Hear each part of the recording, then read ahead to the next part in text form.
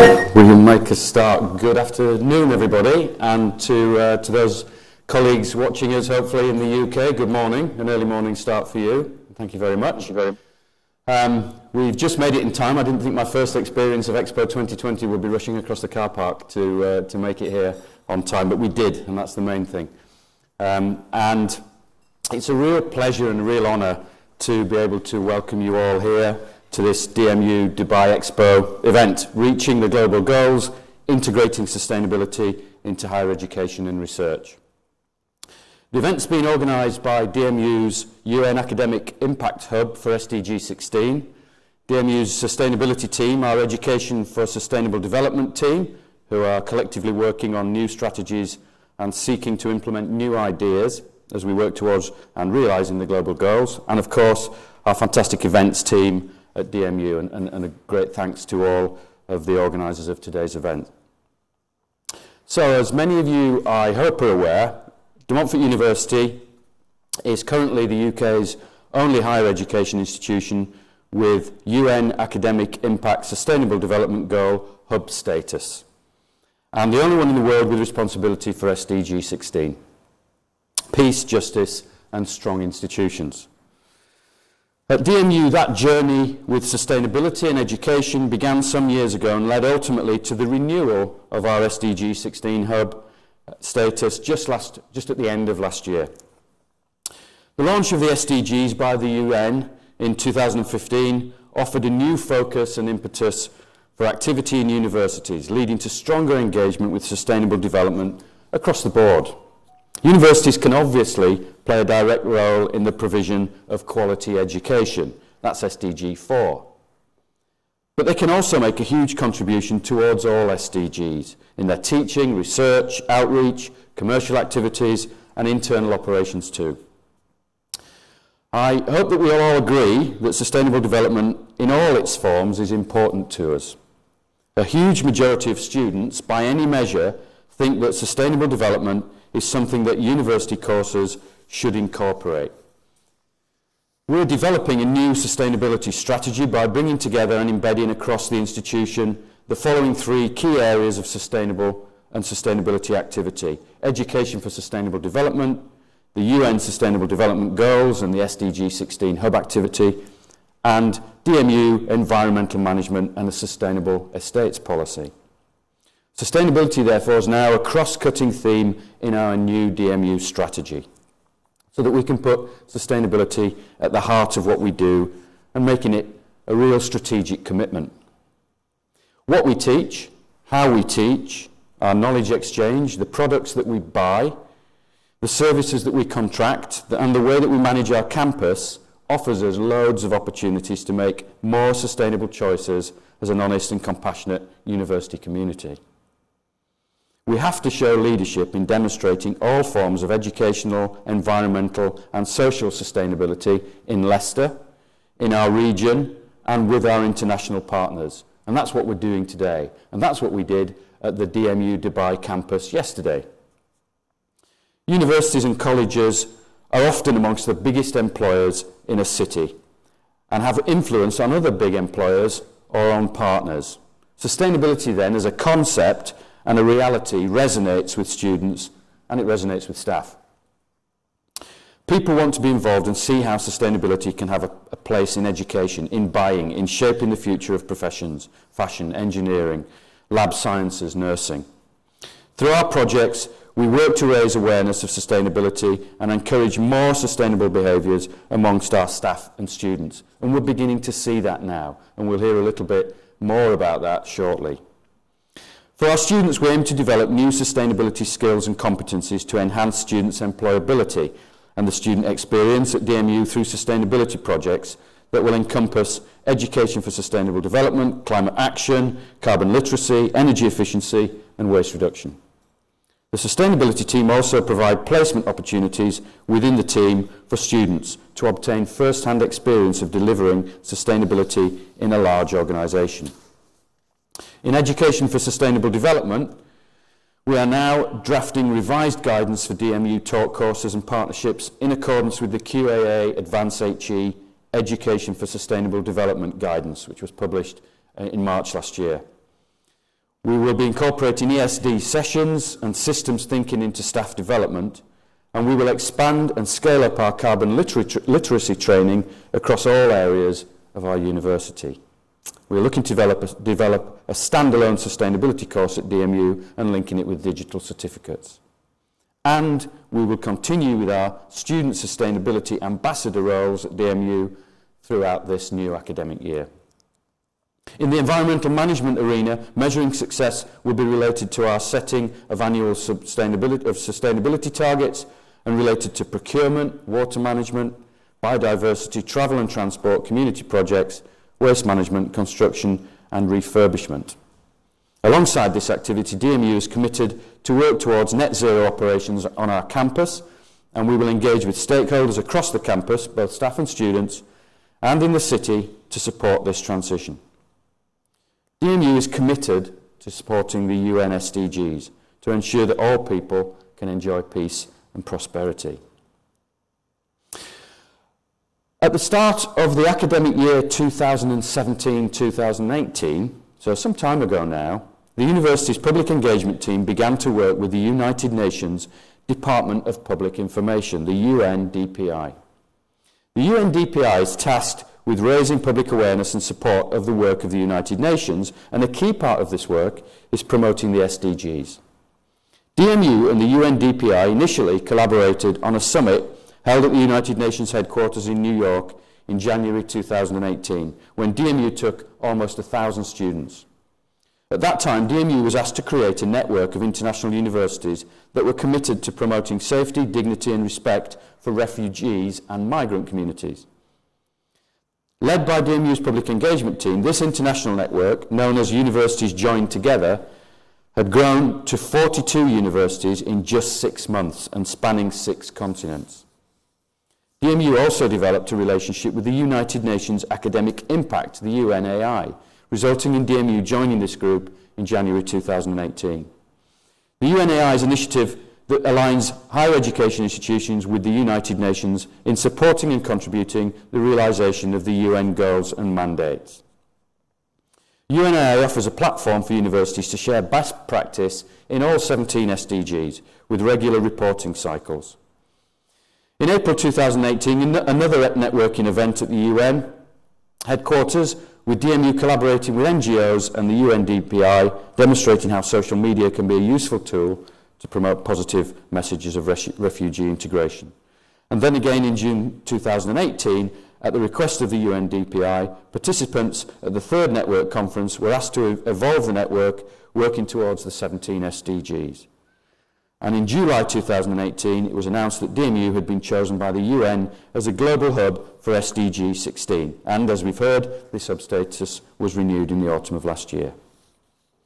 To quote Maher Nasser when he attended a DMU graduation in 2018, visibility given to the SDGs in DMU's strategic plan will undoubtedly spark curiosity. And curiosity in the hands of young people and nurtured within the walls of the university can help channel energy into activism, action and the creation of a better world. And I hope we're going to hear a little more about that activism and action shortly. It's not easy to weave sustainability into all that, and all that word means into modules and programs, or even sometimes research. You have to work at it.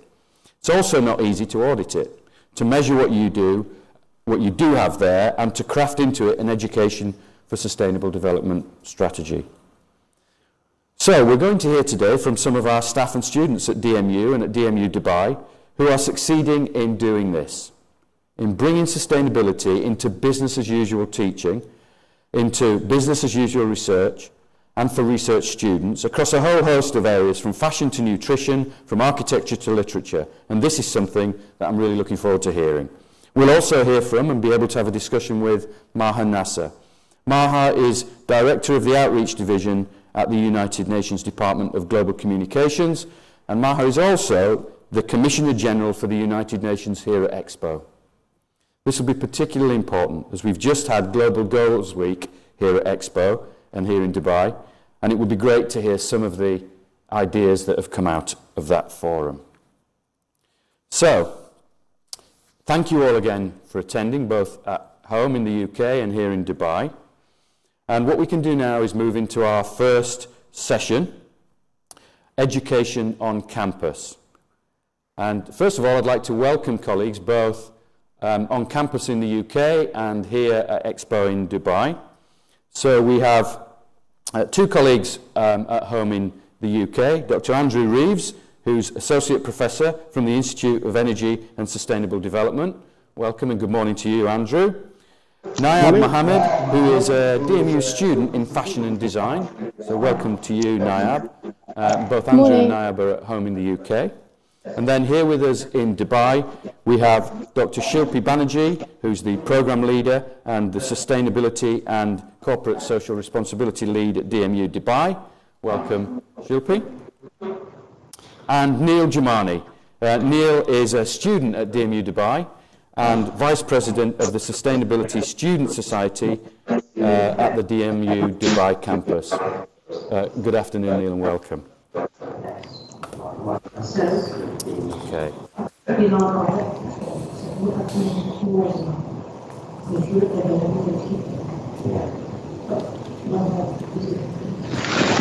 So, first of all, a big welcome, particularly to Neil. As I mentioned, Neil is a student, and to sit on this stage this afternoon here at Expo and talk about some of the things that him and his fellow students have been doing at DMU Dubai is a big thing. It's a big thing to do, but it's a really important thing.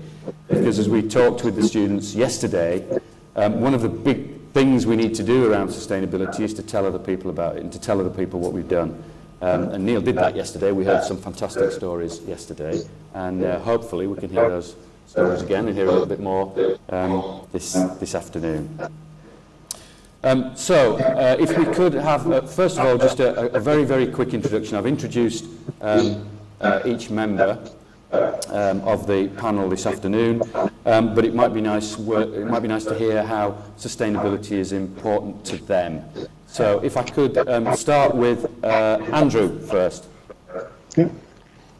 Hi folks, yes, I'm Andrew Reeves. I'm the Project Director for DMU's work on education for sustainable development, and I'm also an academic where my work looks at behaviour change and system change for sustainability within communities and organisations. Why is it important to me? I think there's just a thing around the kind of immediate challenges that we face as a world or in our particular communities around injustice is a big driver, of course, for sustainability, whether that's around gender inequality or racial inequalities, or many communities feeling the impacts of climate change right now, often without the resources to respond to them appropriately. So there's that immediate driver, but I think also, especially thinking about what universities do, it's about the future. So we are institutions concerned with the future. We're making the future. We're educating for the future professions of our students, for their future role as citizens, and looking at the new technologies and new ways of doing things that will be appropriate so that the way we live can be beneficial for people and planet and have viable work and careers for everybody. So that's why I'm really passionate about ensuring universities can have a really positive impact around sustainability. Thank you, Andrew. Shilpi, what does sustainability mean to you? Why is it important? Thank you. Thank you very much, Professor Albright, for inviting us. I am actually a senior lecturer and the program lead at TMU Business School, and my research interest is in CSR and sustainability. I've been working in this area for the last 10 years. It is really an important thing for me because sustainability is, of course, one of the ways to go forward, I think. We deal with all different kind of challenges, so we call it the grand challenges. So we are all facing through these grand challenges at this moment of time, and that is the reason we really need to teach our students about these grand challenges, introduce them to sustainability and the issues that centered around sustainability, and at the same time make them ready tomorrow as sustainable managers who will go out to the industry and make these changes in companies where they will drive the change from being just profitable organizations towards an organization which has got something with a purpose and a meaning. Thank you. Thanks, Shilpi. Nayab, do you want to tell us why sustainability is important to you? Yeah, hi. I'm a second year fashion design student, and I got really interested in sustainability after I worked in the fast fashion industry in Leicester. The fast fashion industry is one of the most pollutant in the world, and just seeing what was happening for myself really got me into it. And I completely agree with what Andrew said, because we are the future, and then we're the future leaders, and we're going to be the ones leading. So if every student here has sustainability in their mind, I'm sure the world would be a much better place. So we can fix what your guys' generation did. Thanks, Nayab. Thanks. And Neil, we're going to hear shortly about some of the projects that you and your colleagues at the DMU Dubai campus have done. But I guess, tell us why you got together in the first place. Why was it important that you did something about sustainability? So Dr. Shilpi, she inspired us, she motivated us. Before I came away, I didn't even know what sustainability was. But she has been very adamant and has been inspiring and motivating us to join the sustainability hub, to make the sustainability hub and to promote it, so that in the future we can get opportunities. It can be a differential for us in the industry. It's something which is very important, and in the next 4 to 5 years it's going to increase in importance. Okay, brilliant, thank you. And particularly being in Dubai, I guess, is an important aspect of looking at sustainability, and as I said, we'll hear about that shortly. So I mentioned in my introduction education for sustainable development and a program that we have at the university. And it's not easy to ensure that sustainability becomes a part of our normal teaching. And it's a challenge. How do we make that happen? How do we embed sustainability within our teaching so it becomes an everyday thing? How do we make it happen within taught courses? Andrew, can I come to you first as a main protagonist in the Education for Sustainable Development program? Some of your experiences of trying to make that happen. Yeah, absolutely. I mean, so this is a challenge I've been engaged with for about 5 years now. So yeah, I'll share a few thoughts around what might work. I think the first thing I'd stress is that it can happen for any course, so whether you're learning about art and design, whether you're learning to be a nurse or learning to be an engineer, developing skills in business and business planning, there is relevance here, for any discipline. But of course, the way that lands in a particular course will be different, and the activities you'll engage with, the kind of professional skills you'll need in the future will be a little bit different. But there's still going to be this common concern around the kind of social impacts of human activities, the environmental impacts, the ideas around how you can have a truly sustainable way of organising the economy and so on. In terms of actually making it happen within an institution, and we have over 2,000 staff and many courses across 4 faculties. Essentially, it's about engaging with academics and helping them to explore how this is relevant in their subject area and develop ways of teaching and learning that fit really well. So what we've done is try and create an environment that gives that encouragement and permission. So having that big strategic commitment, I'd recommend to any institution thinking about this. So we've had it. We had the SDGs on our university plan a few years ago. Our new strategy highlights sustainability in the SDGs as a cross-cutting theme. We've had a 3-year project on education for sustainable development. So you make the whole university know that you are committed to this, and that gives everyone permission to engage, whether they're leading a course or supporting a course in various other roles within the universities. That is crucial. Then it's providing that support and providing inspiration and ideas. So, what we do a lot is highlight the inspiring practice by particular schools or particular programs. I'll just highlight a few. So our Centre for English Language Learning, which delivers English courses, in particular for students just before they start at DMU, if they need to up their English level slightly. They redesigned their course materials so they were all about the UN Sustainable Development Goals, the SDGs, so that students were encountering sustainability and talking about it, and drawing upon examples from DMU research addressing the SDGs, but also crucially getting that practice around kind of critical thinking, argument, defending a position that's so important for academic study and so important for engaging with sustainability, but using these kind of core ideas about sustainability as part of the process. So that's a great example of embedding within something happening anyway.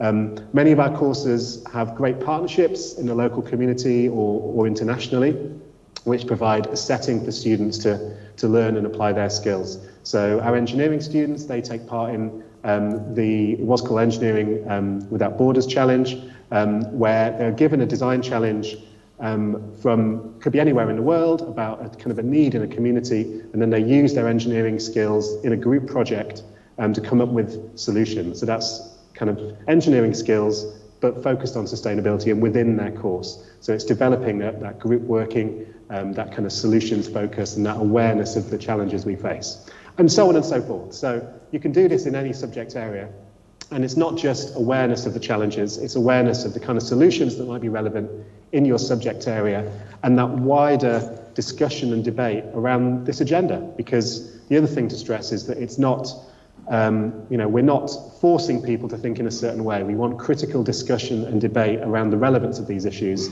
within particular academic disciplines, and that's where giving that lead to the academics to identify what's relevant for them and then take it forward with their colleagues is so important. It can't be a completely top-down thing. We need to do this authentically for it to be effective. Those are some initial thoughts anyway. Great, thank you, Andrew. Some really important points there, I guess.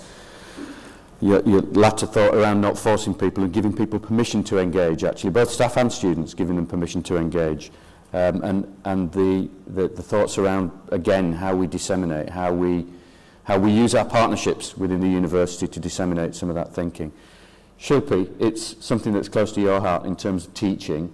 How do you go about bringing sustainability into teaching and making it interesting and exciting for students? Yeah, very much in lines with what Andrew just discussed, but I see a huge opportunity in Dubai, because when I completed my PhD and came to Dubai, as Neil said, a lot of people don't understand what sustainability is.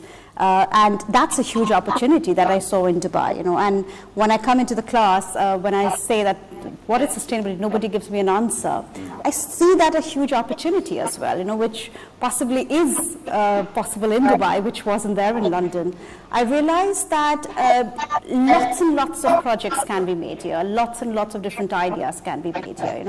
We can really go around, getting new innovative ideas, and that's a huge opportunity I look at. What I am particularly doing in the business school, and of course we are all very new, as we know, it's just been literally 4 months' time. So I have been embedding sustainability into a lot of different modules here. Just to share, we have got a course module on entrepreneurship, in which I am encouraging all my students to think about startup ideas, which are more sustainable ideas here, and they will be pitching it to lots of industry experts at the end of the course. So we have got industry experts coming from some big companies, and they will come and judge the best sustainable idea, startup idea. So that's one way I'm embedding it. And of course, we have got the Sustainability Hub, which Neil just mentioned. It is a student-led kind of a club, which they are the ones who are designing a lot of projects around. Green Wall project is one of them, which Neil will talk about in a minute. So that was an interdisciplinary project in which all the different schools came together, for the project, because the Green Wall, for example, the fashion people, they came together to make it look better. Interiors is all about the design and space. The psychology department came together to make the green space, kind of a nice happiness kind of a space center for students where they could just come and mingle around. So these are little projects that we are trying to get into sustainability. We have, of course, a long way to go ahead. But these kind of projects, embedding them into all our course curriculum. I'm also encouraging my students to write a case actually here on the Green Wall. So that's going to be a huge learning process for them. We have got a newsletter going on sustainability, which we launched it yesterday. So that's another way we're embedding all these principles of sustainability to our students. Thank you. Some really important aspects there of it, seeing it in action of an applied nature. Now, within your course and within your experience, have you seen this in action then? Have you seen sustainability coming through into your course? Yeah, for sure. Even like for things like handling requirements, we're not supposed to use stuff like plastic. So just having that little reminder really helps, and it makes people who don't necessarily are not necessarily interested in sustainability make sure they somewhat do that. Yeah. Yeah, brilliant. Okay, that's good to hear that is coming through then. Thanks. I want to talk. We've talked a little bit about how we embed sustainability into our talk courses. And we talked yesterday when we were at the Dubai campus around the curriculum and the informal curriculum. So the curriculum is embedding that teaching within the course. The informal curriculum is the outside things that you do outside of the classroom, outside of teaching. And I think that's something, Neil, that you and your fellow students have really embraced. And we heard about why you came together, why sustainability was important for you as students and as young people, why you needed to come together. You've been students at DMU Dubai for 4 months now. We heard from Shilpi for 4 months. And I heard yesterday what you've done in that 4 months, which is phenomenal, absolutely fantastic. So can you tell us a little bit about some of the things that you've managed to put together, you and your friends, colleagues, from across all different courses and different programs, some of the things that you've put together that are all linked by that sustainability thread? Yes, so we started off by making the Green Wall project. We tried to involve more students from other courses. We also have applied already for a seed grant which is being provided by the Montfort University Leicester branch. And these are the two main things we are working on. We are working on newsletter, which as Dr. Shilpi told, we launched yesterday. We are working on a write-up. So there are a lot of things going on, and Tell us about the Green Wall. What is it? So Green Wall is a project. It's a green space where we have a few plants, and they are watered and they are well maintained by the help of engineering department. So they have made a system or a device which waters them, which make sure that the plants are kept alive. We don't need to do anything, or we don't need to keep an eye on those plants. It's automated basically, and it's a space where it's a space to promote good vibes. So it's a green space to promote good vibes. Fantastic, and there's some fantastic plants and herbs and so on growing on the wall. They're all watered automatically. The electricity for that all is solar generated. So that's a combination of engineering and cyber, psychology, business, students all coming together. Yes, sir. So it's a perfect little project that encapsulates everything really, really well. Wonderful, great to hear, thank you. Andrew, can I ask you a little bit about extracurricular stuff as well, because that's something on the Leicester campus that students have been doing for a number of years now, particularly around volunteering and beyond, I guess. Yeah, absolutely. So I think ever since DMU kind of made its commitment to the UN SDGs, we were thinking about how to align our activities to that, so we're making a positive difference. So around the extracurricular stuff, some particular things are our DMU local program, which involves partnerships with local organisations in Leicester, but also volunteering opportunities for our students. What they did was they essentially considered the SDGs and sustainability when looking at all their different opportunities. So aligning those opportunities to the goals that they were addressing, because for folk in Dubai, there are plenty of sustainability issues that are a real challenge in Leicester as well, around, access to quality education, healthcare, and, other issues in Leicester. So that alignment was done, but also using the SDGs to inspire other partnerships and ways of working. So that's one thing. Also, our global mobility team, which organises international experience for our students, they were already thinking about sustainability issues pre-pandemic, but they used the pandemic as a chance to really reflect upon how they tackled global mobility. So obviously it's a real issue of, compromise, isn't it? Because you have a very significant carbon footprint flying a long way around the world, but it can bring huge benefit in terms of personal development, getting a better understanding of different cultures and the learning that takes place across, meetings between different countries.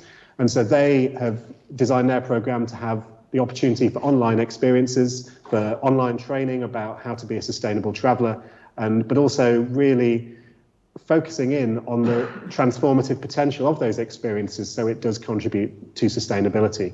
So that's one example of that kind of co-curricular offer and how it's been developed by the DMU teams. But also what we try and do is create an environment where, just as we've heard from the Dubai campus, students are encouraged and empowered to step into that role of offering leadership. So one thing is having the grant funding that we've been running for a few years now. So that's small grants for projects led by students or staff. And that isn't just a kind of, yes, no, you've got the money, you haven't got the money. We use it as a way to start the conversation and to offer ongoing support to make whatever ideas that are coming forward happen, to provide that empowering experience.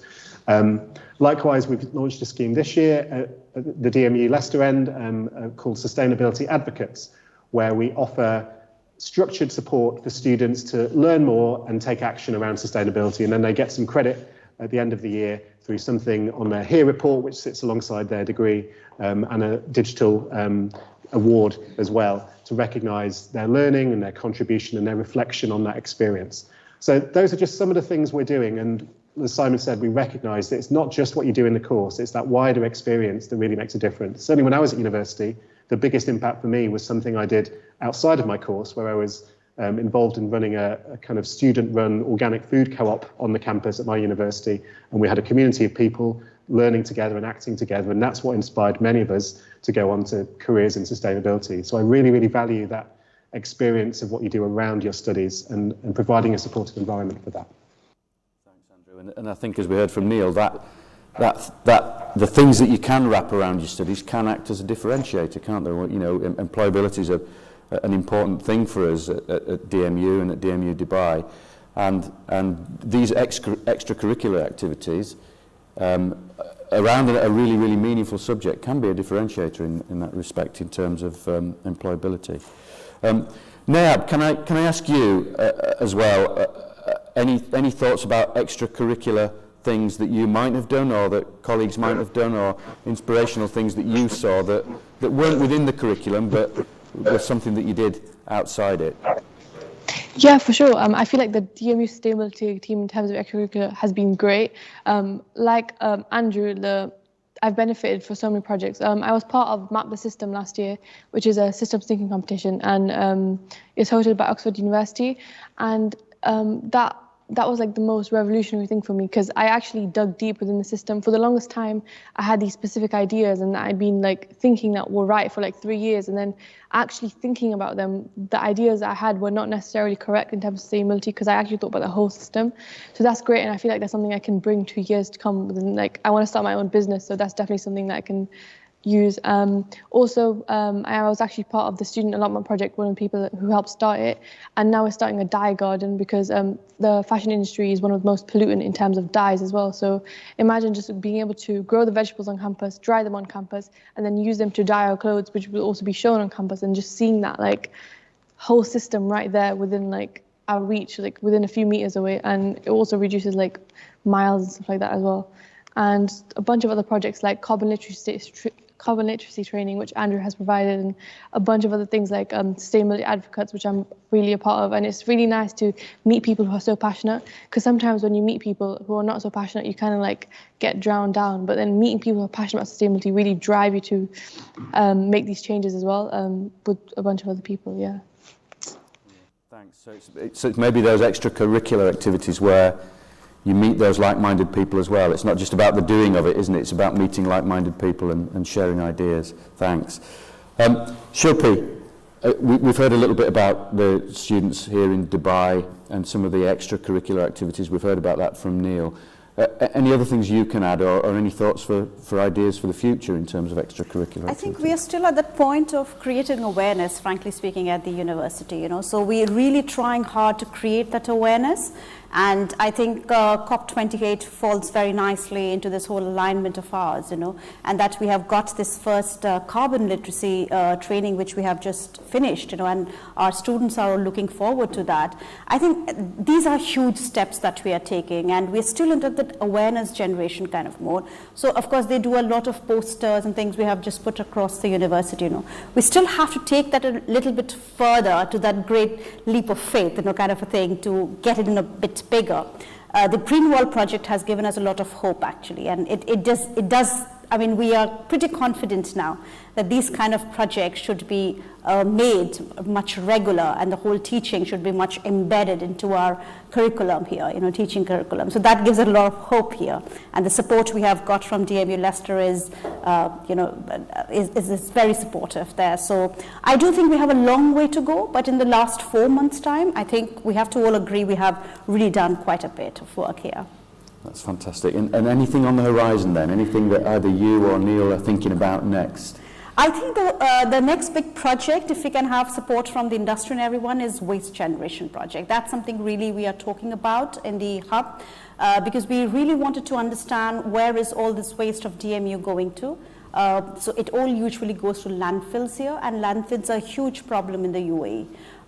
And so we're just looking at which company is going on. So we are doing a bit of a research work here, and we will hopefully, look forward to this project getting bigger, because waste is a big issue here. So I have been encouraging them. Maybe we should look at waste management inside a DMU camp, which is a big next project here. So Neil, the Sustainability Hub, you must have conversations all the time about what next, you must have ideas buzzing around your heads all the time. Yeah. So the waste management is one that you'd like to look at next? It is, yeah. Anything else, anything around? We are trying to make the Green Wall, we expand it and to make it into a bigger place so that, more people can be there at the same time and enjoy. Okay, and we'd like the Green Wall to join hands with a similar project that the students at DMU Leicester are starting again around growing plants as part of their extracurricular activities. So we'd like those things to join hands, hopefully. That's brilliant. But with the posters, we're also trying to change the behavior of people here. You see, I mean, for example, just the AC thing, isn't it? We were talking about it. The air conditioning is always at a very low temperature, So we were just thinking, how can we actually encourage all our faculty members to make it at a temperature which is much more, eco-friendly, let's say. Or, we were also looking at how to reduce the paper printing going on. There's a huge amount of printing that's going on. So we were just thinking that maybe we should put posters around and just say that only print what you really need to print, So these are little steps that we're trying to take. So within DMU Dubai then, you've got a perfect little lab, a laboratory to use, to work, to use the building as a lab and say, let's make these small steps. Right. Let's change the temperature on the air conditioning. Let's not have it so low, let's have it a little bit higher. Let's look at printing. There's a real opportunity there, isn't there, to use the building as a test bed. Absolutely. Yeah, fantastic. Okay, thank you. Just wanted to touch on, and we've heard a little bit about this from Andrew already, a little bit about culture around sustainability and around staff and students thinking about sustainability. And that's about developing a culture. How do we get the right culture and the right environment, the right working practices within the university to make sure that we can have a focus on sustainability. So we need to facilitate this. It won't just happen. We've heard that it doesn't just happen. We do have to facilitate it. Andrew, can I ask you a little bit about that, how we create the right environment? You've mentioned a little bit about providing small pots of seed money, if you like, to be able to do small projects. Are there other ways of creating the right environment? Yeah, absolutely. And just to stress that, I think it's so crucial to do this. It's brilliant to have all the rhetoric around commitments to sustainability, and that's needed and that's powerful. But if people's day-to-day lived experience doesn't fit with that sense of commitment and that sense of common purpose, then it really undermines that message and that collective effort. So it's very important to demonstrate, to walk the talk, basically. So partly it's kind of environmental management stuff about energy, about transport. It's about, replacing inefficient lighting with LED lighting. It's about encouraging people, to avoid traveling alone in a car if there's a good public transport alternative, or if they can travel actively on foot or by bike, and having really good support. So just, for the DMU campus, I cycled in this morning. We have a facility where I can then have a shower and then, have a locker to store my stuff. So things that make it easy to make that choice. If I have a puncture on my bicycle, I can borrow a pump and a puncture repair kit, So things that make sustainable choices easy for your students and your staff is important.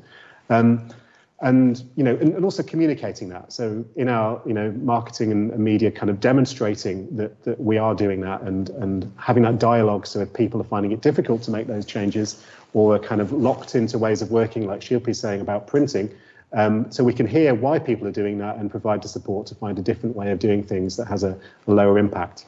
And also just to stress, of course, sustainability is not just the environmental, it is also about our practices in terms of, equality within the workplace, and lots of other considerations that are relevant there as well.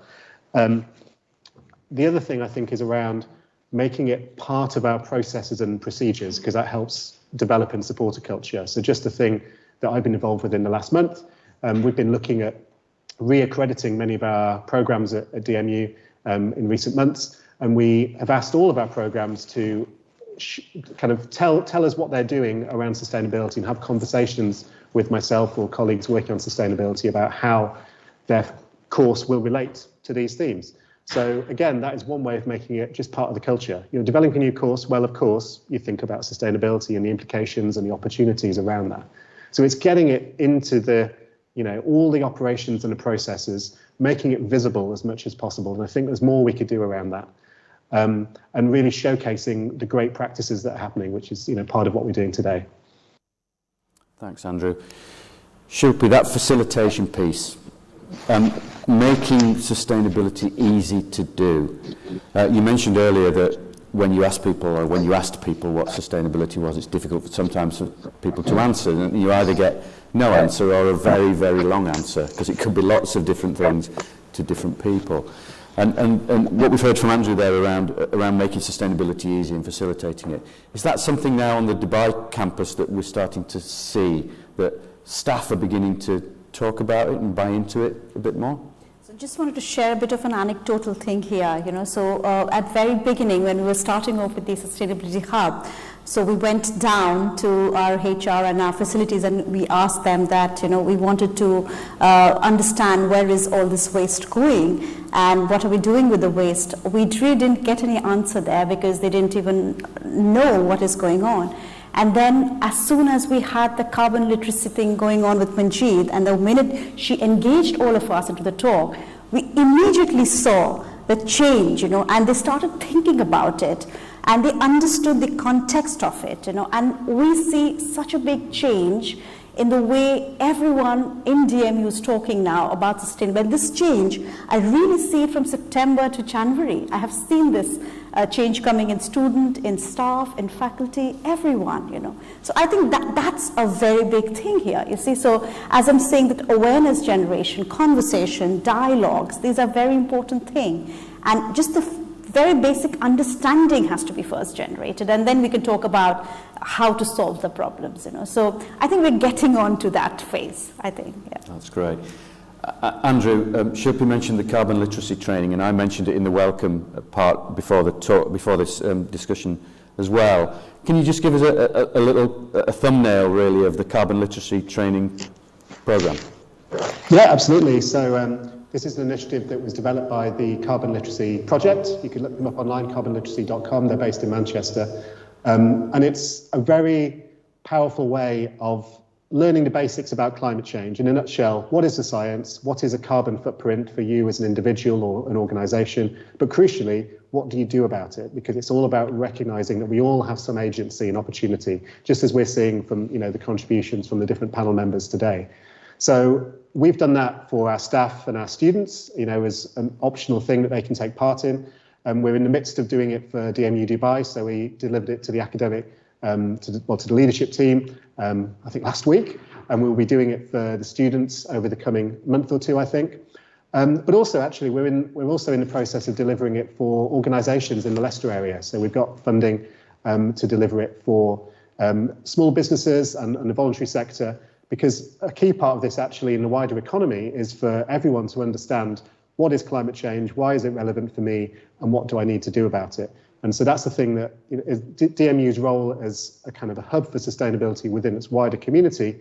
We see it as something it's very important for us to engage with, of supporting local organisations to understand the relevance of this agenda and how they move forward. And this links to the wider thing around sustainability, about working in partnership and having that long-term supportive relationship to come up with solutions for all of these challenges.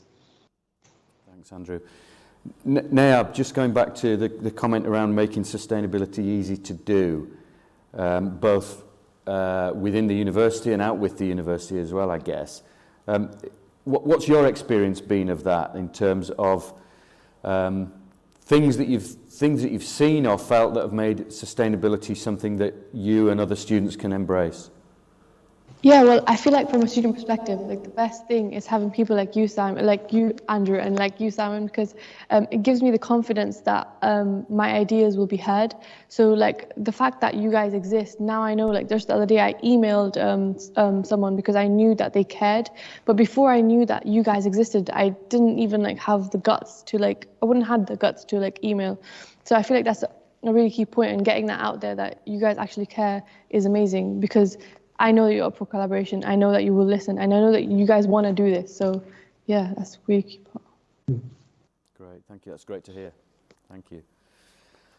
We're coming towards the end of this session, and we're about to move on shortly. But just before we do finish, I thought it might be nice for us each, I guess, to share an experience of learning about sustainability that's really inspired you, that's really made you think, that was a great idea, or that's something I'd really like to do, or that's a direction I'd like to move in because I've seen that happening here, or I've experienced that happening in a particular place.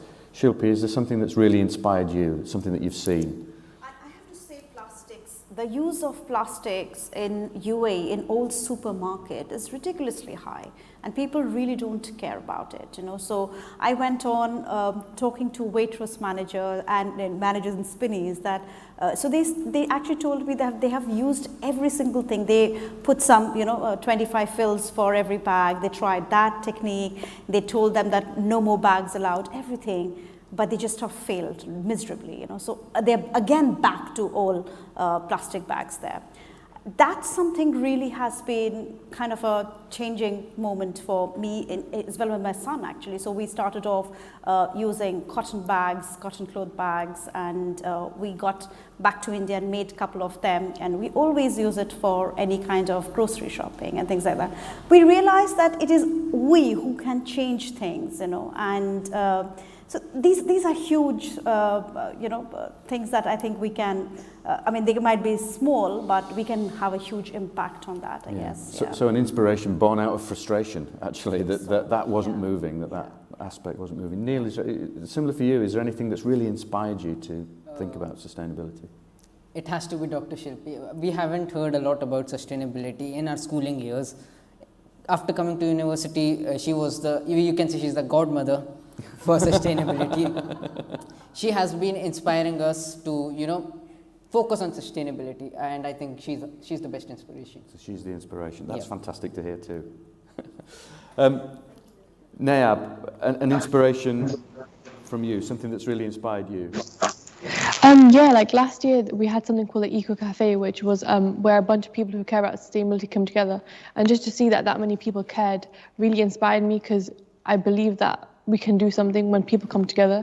And even having people like you, like Simon, even Regina and Neil, who helped me map the system, really does encourage me, because I'm like, I can't give up, because there's people vouching for me as well, if that makes sense. Thanks, Nayab. And Andrew, similar question to you.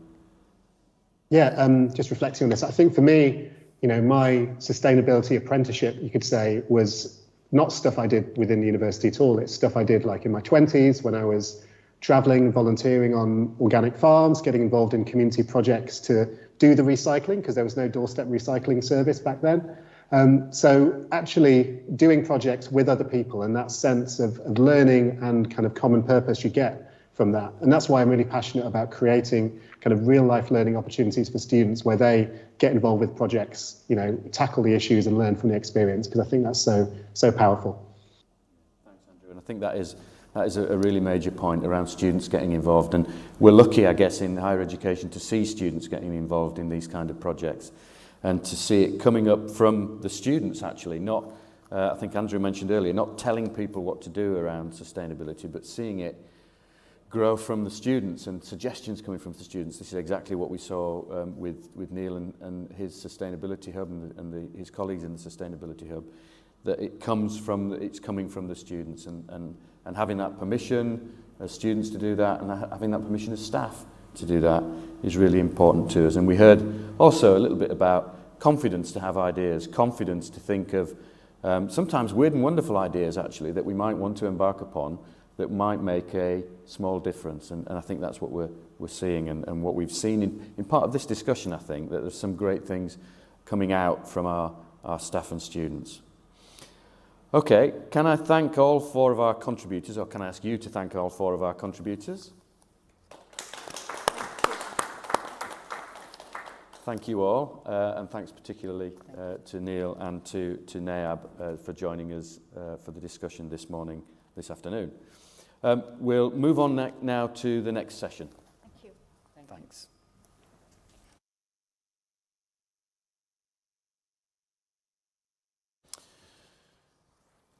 So that was a really great start to this afternoon's discussion here at the UK Pavilion in Expo 2020.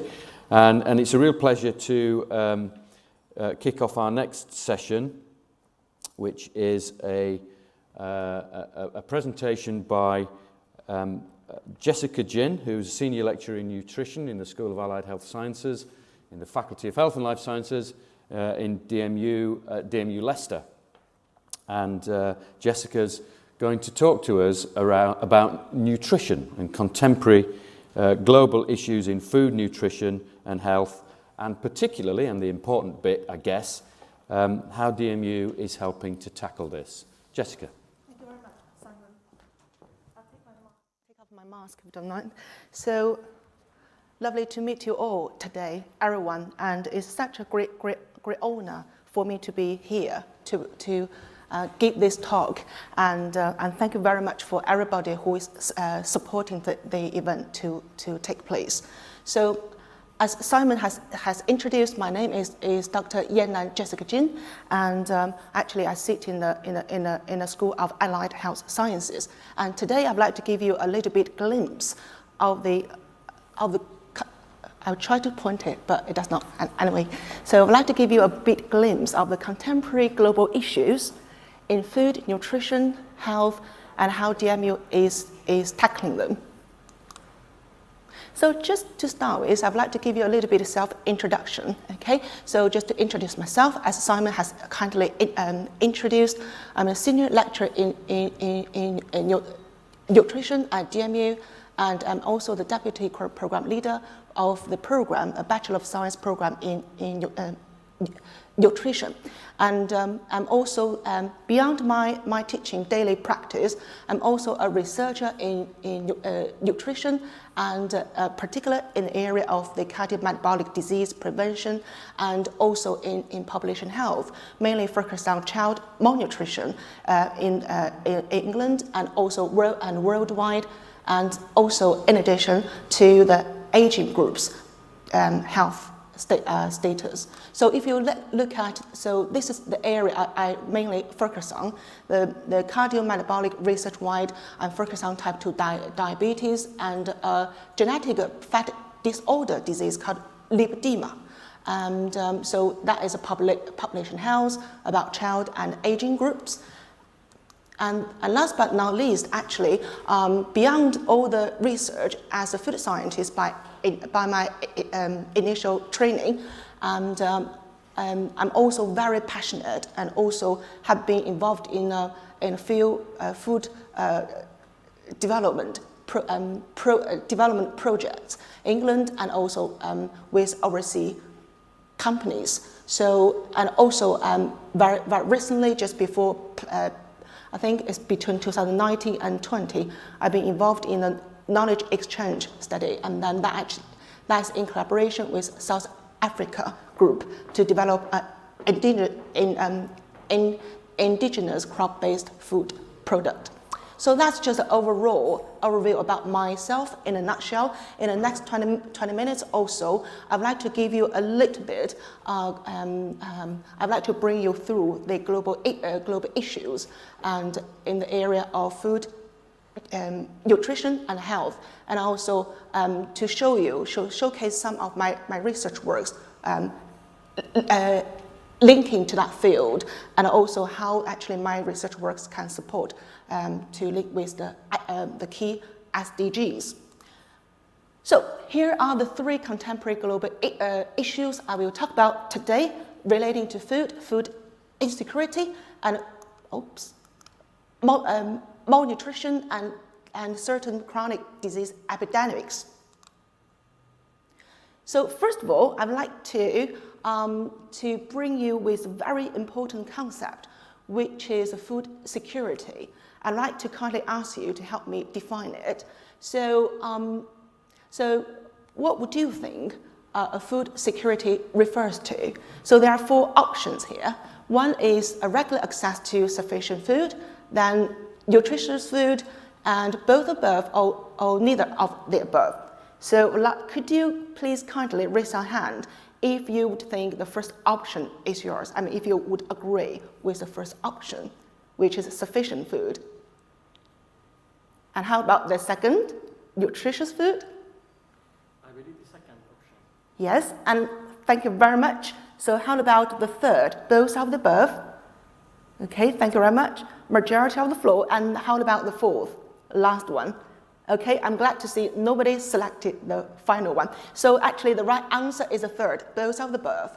Okay, so if I show you, so the food but actually you've got one right, and then that's still counting to the third. So it depends on the food availability and also how much the food costs, whether we can afford them. So actually so food security depends on food availability and affordability. So now I would like to focus a little bit on the opposite side of the coin, which is food insecurity. So globally speaking, there are 3 main factors that cause food insecurity. One is the civil conflict, and the other is what we just spoke about in our first the first talk, which is climate change. And the third one is emergent environmental events, which is we just very recently experienced, which is COVID pandemic. And all of them actually contribute to, well, actually possibly to some region of the world can contribute to starvation, hunger, and no access to nutritious and sufficient food. So I'd like to put a little bit lens and focus on the second factor, which we are very interested in actually during the talk today, which is the climate impact on the food systems. So generally speaking, our food systems actually can be impacted in various ways. So if we take the climate impacts for example, then the climate actually can impact in the food system throughout the different stages. First of all, in the agricultural systems, water supply, and also up to harvesting. So whether the crop will grow at the different seasons and whether we actually can harvest them at the right season, at the right time. And also up to food production and distribution. So that actually really can affect the food availability. And then the next is coming to the cost of the food. Financing can be influenced at different stage of that loop. And then up until to the stage where the food is sold, and then we actually take up for our consumption. So the impact of the cost can be quite huge. And one thing is that actually climate change is manifested in 3 ways. Global warming is nothing new to us, then followed by land degradation and also loss of biodiversity. So all of those actually contributes. So our task is quite huge because we need to tackle not only one of them, actually it's all of them. It definitely needs a huge effort from everyone and everywhere from the world. If we look at just give you a little bit glimpse in the state of food insecurity around the world currently. So this data is up to 2020. If you look at worldwide speaking, actually 1/3, or just over 1/3 of the world population is suffering from moderate to severe food insecurity. Moderate and severe. Moderate means people wouldn't have adequate energy intake, but severe is that people wouldn't have enough food intake. They wouldn't have a secure amount, the adequate amount of food to survive. So if you look at the regional data here in Africa, over half of the population in Africa, they suffer from severe food insecurity. And in Asia, in Latin America and the Caribbean, and just over 1/3 is suffering from moderate to severe food insecurity. And if you look at Asia, that's just over 1/5. So if we look at the impact of food insecurity on the nutritional status for us, then it's quite a close interconnection between them. So food insecurity actually, how it can impact our health status, nutritional status. Basically, the food intake, so regarding the quality of a diet, we're talking about what we eat and how much we eat, okay? And that can influence our dietary status, quality of diet. And then if we actually not have enough nutrients and energy to take on our plate, or not enough amount of food to take on our plate, then that actually can result into an unbalanced diet. An unbalanced diet actually can really result into two status, into two extremes, under nutrition and over nutrition. So under nutrition is manifested as weight loss, okay? So child stunting and wasting. And over nutrition can be shown in overweight or obese. And both of the two terms actually come into the global term as malnutrition. So if you look into the data, again published by FAO, so we look into the food insecurity's impact on our so we focus on the under nutritional status now. So food insecurity to the severe extent can bring us hunger, and hunger actually, the health consequence of it is child stunting, and actually, so at a certain age, for a certain height of child, they wouldn't be able to reach a certain weight, okay, to a proper weight. So if you look at the data here, and hunger is most prevalent in two areas in the world. So one is in Africa, south of Sahara. The other is South Asia. And I don't have a laser pointer here, but if you look into so this data is presented into 4 indicator bars. For example, the black bar, that area, represent the under 5 death rate. So actually, more children die in South Africa, south of Sahara. And then if you look into the gray bar and the light green bar, and then so there's such huge prevalence in South Asia, actually in terms of prevalence of wasting and stunting in child. So that is so those two regions occupy the highest prevalence of stunting and also the highest prevalence of child death. So if you look into the individual countries here, and we look at the countries that are most affected by hunger and more nutrition according to the Global Hunger Index, Global hunger index actually are calculated based on the 4 undernutrition indicators. If you look at the first top 5 there, and then Somalia, Yemen, and Central African Republic, Chad, and Congo, and those actually sit at the top. So the world, according to the according to the criteria, how you're going to define, whether this country is actually at extremely alarming status, then if the hunger index is over 50, and then that actually it is indicating this region is actually at extremely alarming status. But if the hunger index lie between 39.9 and up to between 35 to 49.9, that will be at alarming state. So you can see the 5 countries there, actually, they are actually ranging, are sitting in alarming and extremely alarming status. It's quite quite concerning data here. So what is the main dominating, or actually what is the key player in causing the food insecurity worldwide then? So that is the individual availability of the food groups, okay? So if you look at these bar charts presented on these slides, and then that represents the proportion of different food groups available for human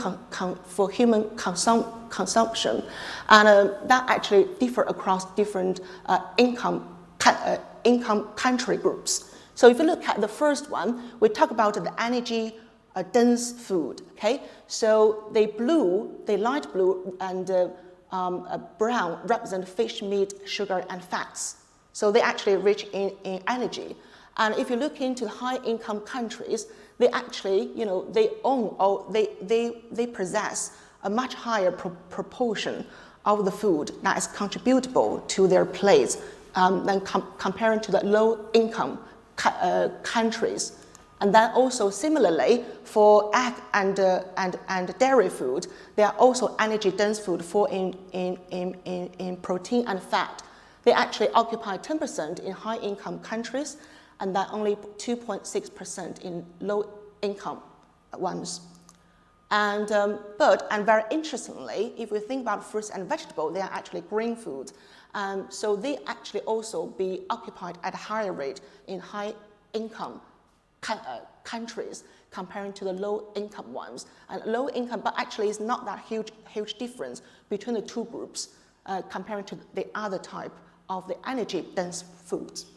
And on the contrary, for low-income countries, if you look at the orange area or the orange proportion of the bar chart, low-income countries actually possess higher proportion of the cereal and roots, tubers, plantains, and processed seeds and nuts. So that is a red area, that red triangle pie, comparing to the high-income countries. So there is a little bit distribution of food difference across the two groups. Okay, so that just demonstrates the food availability bit.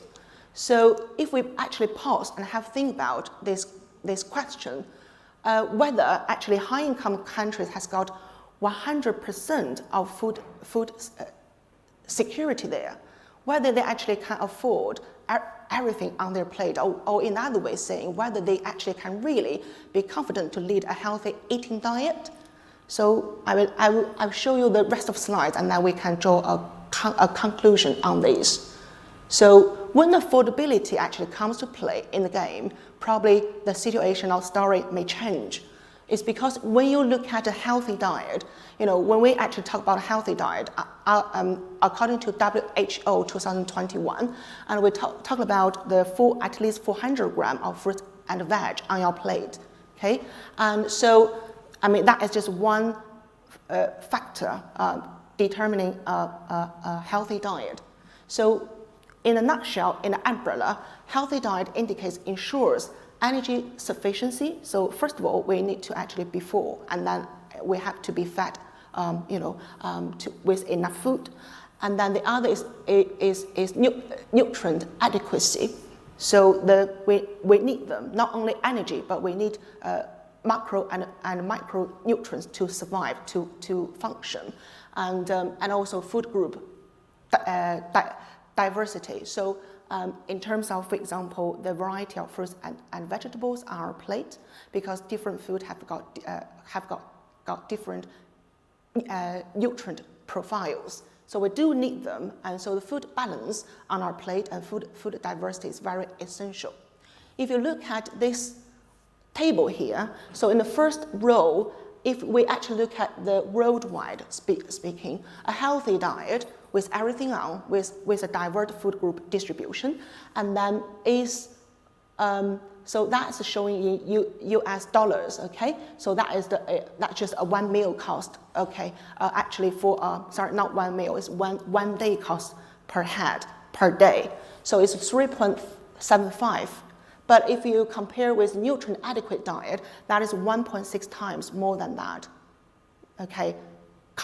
Then if you compare with energy sufficient diet, healthy diets cost 5 times more than that. And the similar pattern can be observed. For low-income countries and also high-income ones. So the 3.86 costs a little bit higher for the low-income ones, and then but actually there's just very very subtle and slight difference between low-income and high-income countries. So it does not really change too much. But if you look at this map here, the $1.9 US dollar that's showing is the international poverty line. So it's determined by World Bank just in 2021, if I was not wrong. But please correct me if I was wrong. And so if you look at this map, so all the red areas, which represent most areas, most region around the world, that represent most parts of the world for the poverty group is for them to lead a healthy eating diet. It's just not real because they cannot. It's over the international poverty line. It's over 1.9. So that is all the right areas. And people who are poor in most parts of the world, they cannot afford a healthy eating diet. So that is just showing the urgency, and we need to really secure the food for those areas, for those population groups. And then, so if I actually divide the whole diet concept into the individual food cost, to give you a little bit breakdown stats here, and that is, if you look at the whole bar charts, all the bar represent the individual regions in the world, but they actually showing very similar trends. So I used the Western Europe as an example here. If you look at the two green bars, at the two green section of the bar, that represent fruits and vegetables, and then the bottom bit, the trunk, represent protein-rich food and dairy food. So they actually cost more. They cost most, in a healthy eating plate. But on the same plate, if you look at the other trunk, which is the yellow bit representing fats and the red bit representing the starchy staples, for example, rice, okay, and flour-made staple foods like naan bread, pita bread, etc. They actually cost the least on the healthy eating plate. So, and the distribution is very similar across different parts of the world. So you can see what costs more and what costs less on the plate, okay? On average, it's just a general trend in the world.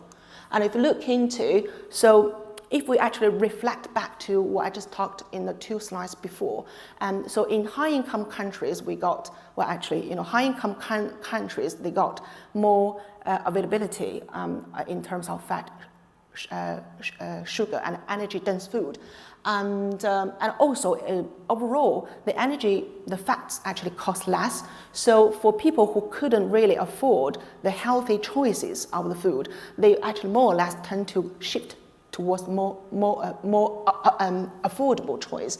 Then when the affordability comes to interplay, and then so there will be a tendency for people to opt for a cheaper option on their plate. So it's very possible, actually very easy for the people to subconsciously lead a healthy diet.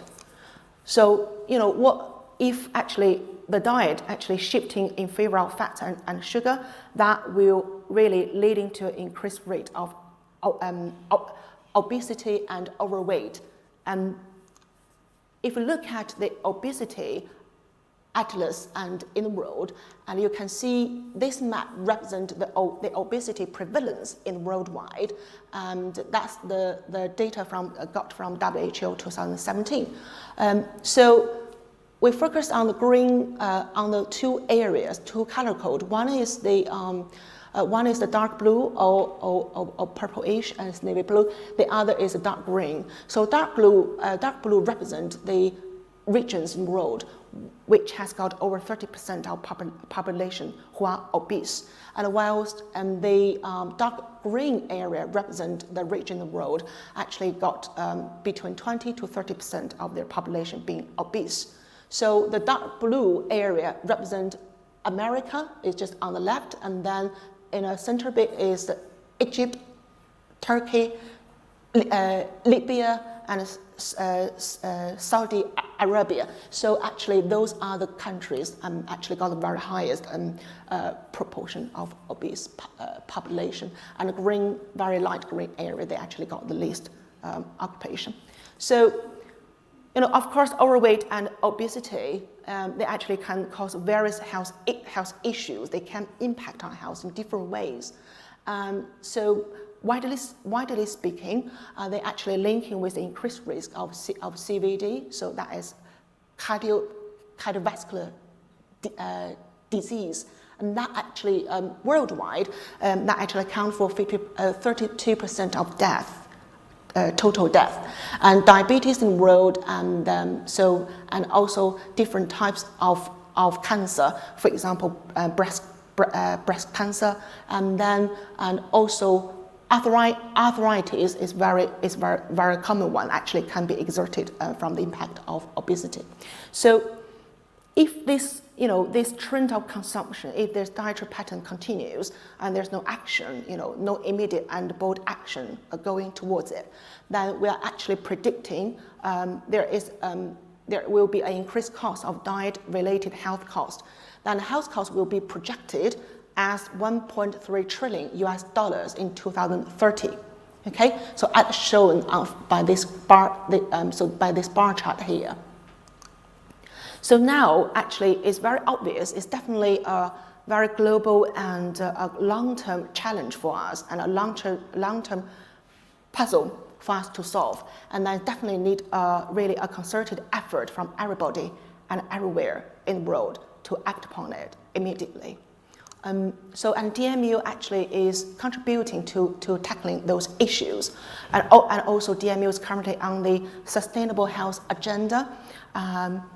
So in terms of working on a few SDGs, for example, the first one, no poverty, zero hunger, and also good health and well-being, and climate action.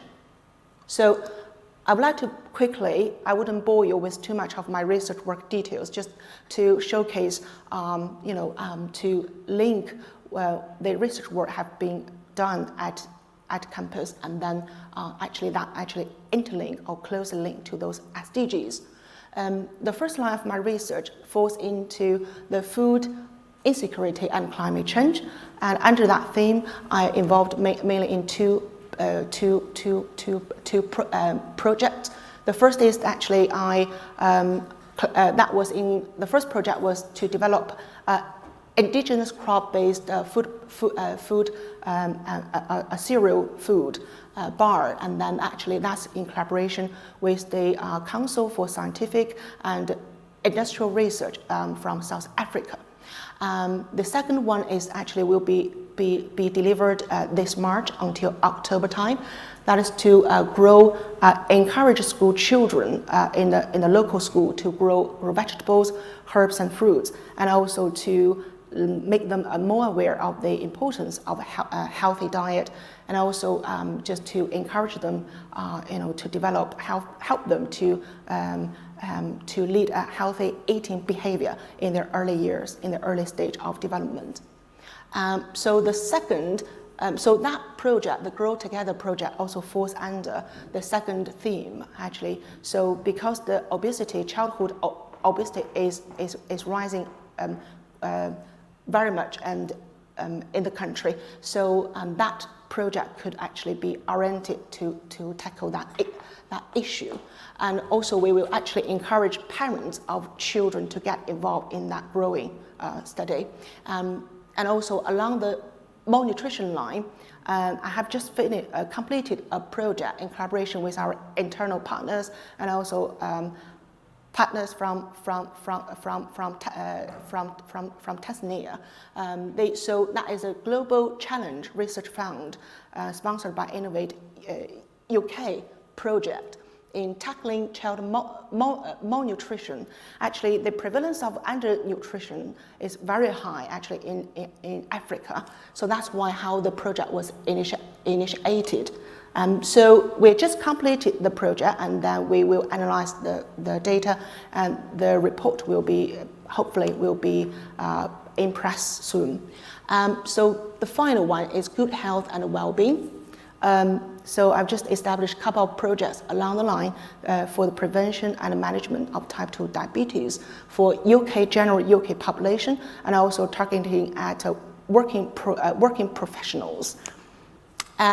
Yeah, and last but not least is aging population, as they are really, after, particularly for retiree group, after they actually finish their working period, and then the relaxation period, and then it's easily to get a little bit unbalanced diet. So that's a population group I focus on.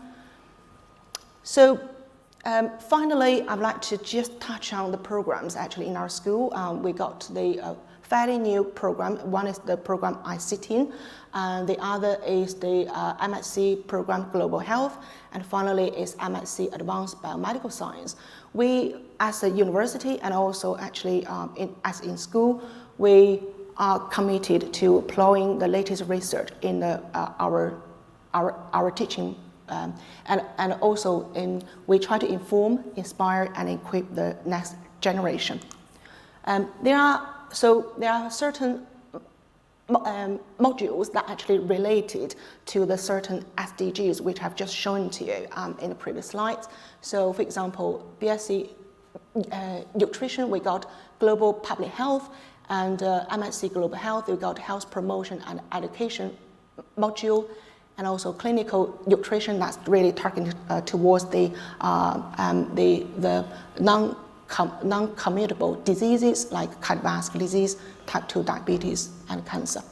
And students will actually get their hands-on practice into developing their final year project by doing global health dissertation module. And also the advanced biomedical science student, we have the optional one, which is environment and public health. So this is just some link provided here, just in case you are interested in exploring a bit more about our programs. And if you, after all this is just a 2D show of our university and the program we offer. You haven't been to our university yet, and you are very welcomed. Okay. So those are the acknowledgement for the research and my wider participation partners, and then they are just internal and external partners showing here. And this is my contact details, just in case you're interested to get in contact with me for further collaboration and research and teaching experience exchange. And those are the references I've used. And thank you very much for listening.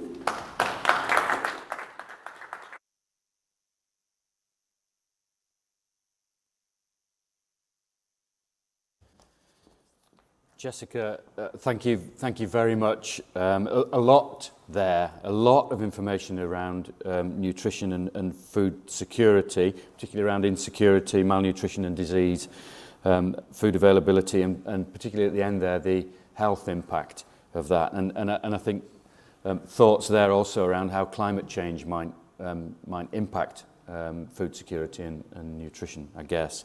So thanks again to Jessica.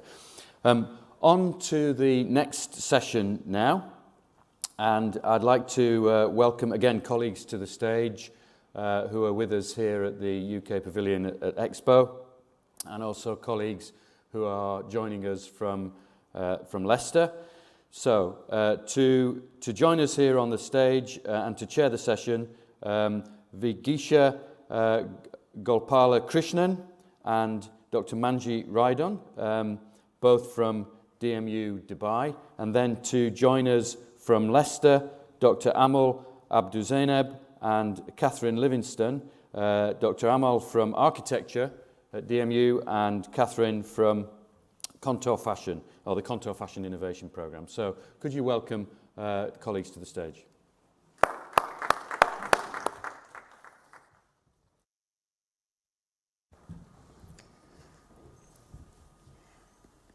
Thank you, Professor Simon. So good evening to one and all present here, and good morning to all who are joining us live from Leicester. It's an honor to chair session today.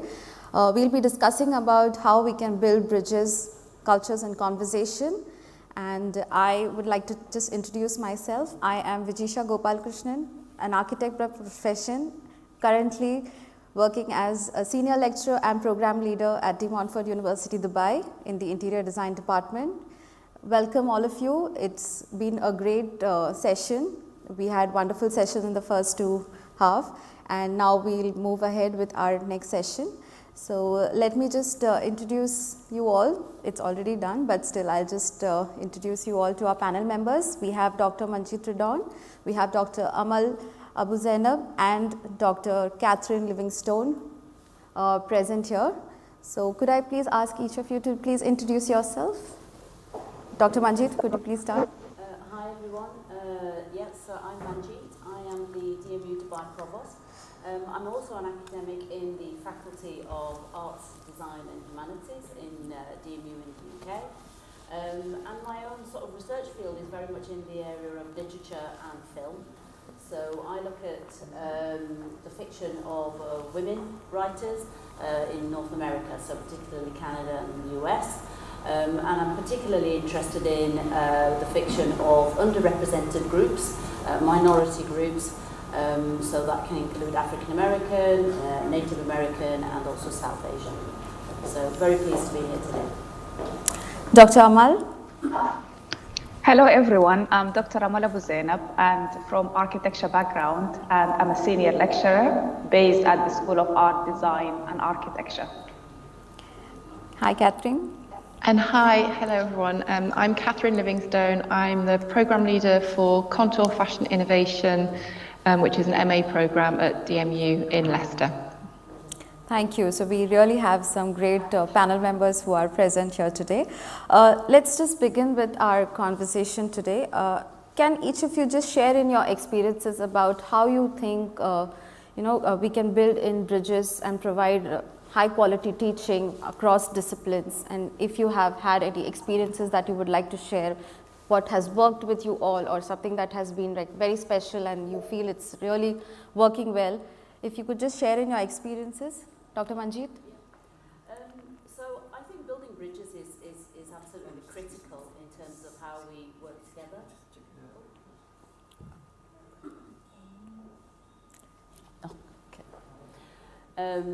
So I think that building bridges across program areas and across the ways that we teach is really critical. And I think about this a lot actually, both as a provost for the Dubai campus, but also in my work as Associate Dean. Because I'm working with colleagues from very many different disciplines. And for me, one of the real beauties of higher education is how we can work together. So for me, it seems that collaboration is a key. And I think I try to very much look for the links in terms of where are areas of common purpose and interest. And one of the ways that I've kind of done that, but linking it through my own sort of academic areas of interest, is around literature and teaching it within other programme areas. So for example, here at the Dubai campus, I'm teaching in the law programme, in the LLB programme. And, you know, you might think, well, law and literature, how is humanities and law, they're different subject areas. But actually, I feel that they have many areas that could be of interest to the students.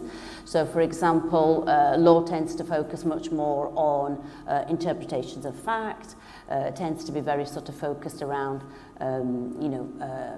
justice issues, but particularly around drafting documents. Right. Whereas I think literature gives students an opportunity to be more creative, and to perhaps be a bit more innovative, and to also abstract theoretical knowledge, which actually could also be enhancing communication skills and also language skills, which of course would be very important for students who want to practice as lawyers. So that's kind of just a very small example of how I've tried to build a bridge bringing two, quite different subjects together. Catherine, would you like to share your experiences? Hi, yes, I mean, I think for me, higher education, like Manjeet was talking about, and university is really about exploration and discovery, as well as about the knowledge. And I think that in terms of design, which is the discipline that I come from, connecting different knowledge bases to produce solutions and innovation is really, really important. And new ways of thinking really come from collaboration and from gaining knowledge from different areas as well as from your own. So I think sharing knowledge and collaboration is really important. It exposes students to different methodologies and concepts and practices, and improves their experiences ultimately, as well as students studying at university. And I think some of that knowledge can really spark new ideas, which is, of course, what we're very much in need of in relation to the SDGs and particularly in terms of climate crisis. I think sustainability is a particularly good example of a discipline or an area which kind of links lots of different disciplines, because it's so relevant to so many of them. And I think also it gives us a good opportunity to collaborate, to bring lots of different disciplines together, not only to discuss and share information, but to give students opportunities to learn together and collaboratively, and to share lecturers or staff with knowledge or experts in that field from lots of different disciplines, lots of different areas. I have an example of where that works particularly well on our postgraduate modules, where students can elect to study sustainable modules, which are the whole purpose of them is to learn about sustainability and to improve their knowledge. They're not actually subject specific, they're general modules. But the information which students gain from those modules really impact on their own disciplines, and they, it's really successful. So I think that would be an example which I would hold to light really, and certainly I think that we could look at that as a very successful model for collaboration. Dr. Amal? Okay, thank you. So I think there is kind of like a lot to unpack when it comes to the building bridges, but one of the things that I really would like to focus on is the idea of we focus on actually first building the skills that needed. And I think broadly I can say there are kind of what I call them like 3 C's, which is the curiosity, the creativity, and the collaboration. So for me, the starting point is really kind of like looking at those skills and how we actually develop them, let's say, through our learning and through our teaching. And one of the examples that I can share, some of the practical examples that we have tried to do kind of some of that, let's say, multidisciplinary or bringing cross-disciplinary thinking. It was a research project that called the Bottom House, and the idea is having a staff and students from architecture, from engineering, product design. And what kind of brought actually us together is kind of like a real problem. So we kind of observed there are some plastic bottles in a specific context, and the idea was literally kind of motivated by that problem, that kind of like a real world problem. And then what can we do about it?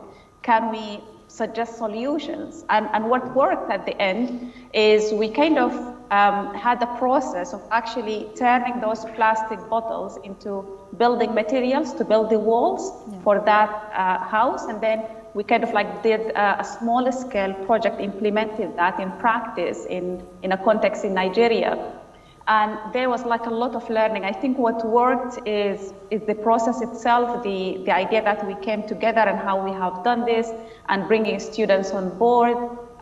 Students in architecture, they kind of like use it as an extra curriculum activity in a way, so it was not very much attached to specific module, but it was something around that kind of wider skills, if you like. And what I think it didn't work. I think we kind of underestimated the time that to kind of bring everyone together in that project.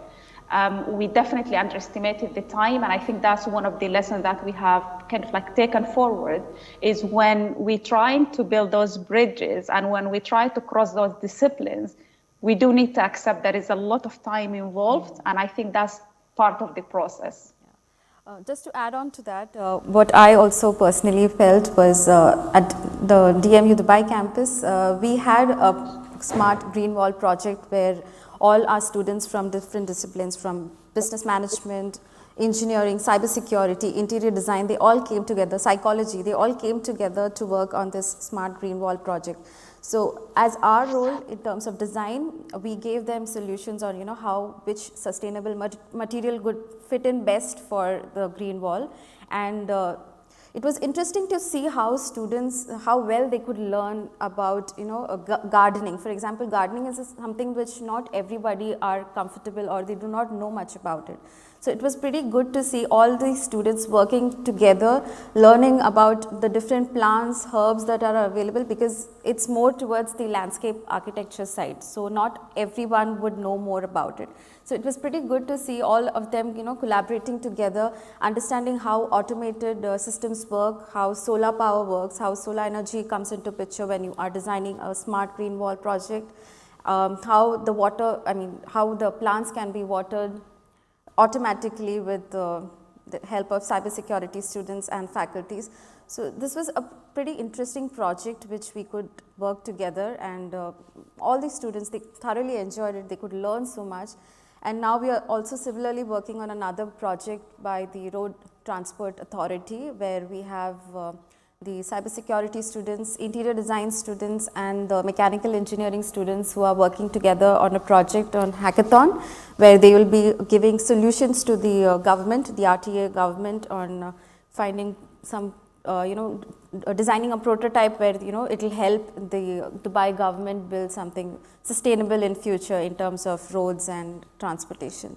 So this is something very interesting that I got to understand, and it was really pleasure working and seeing all these young creative brains coming together, working together, and just learning so much to learn, so much curiosity to learn. That was really good, and we could see that foster very well in these students. Similarly, when it comes to literature, I'm sure even Amal would agree with it.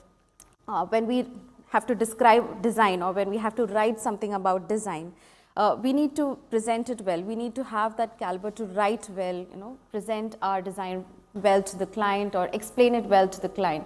So literature also plays a major role in our design area. I'm sure it goes well even with fashion, when you have your postgraduate students coming in who have to present their dissertation, or when they have to present their thesis, they have to describe their design. So how literature plays in an major important aspect. I would always say that literature is a major role player in terms of writing. It has to be something which really explains well, tells well and about your design.